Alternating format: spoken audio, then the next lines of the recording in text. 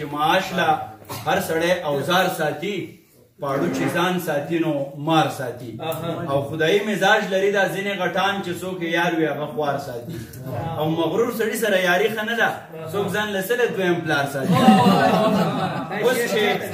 کوم استاد زره غواړم رښتیا خبره ده زه اکثر دا خبره کومه دغه پوره باړهګلۍ ورسره نتیاګلي او ایوبیا دا د دې خوشبختي ده چې دغه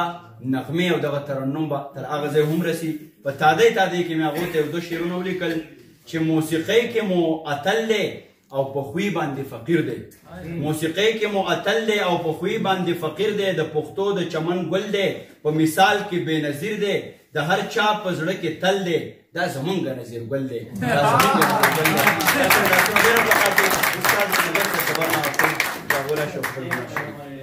خوشحاله اوسئ استاد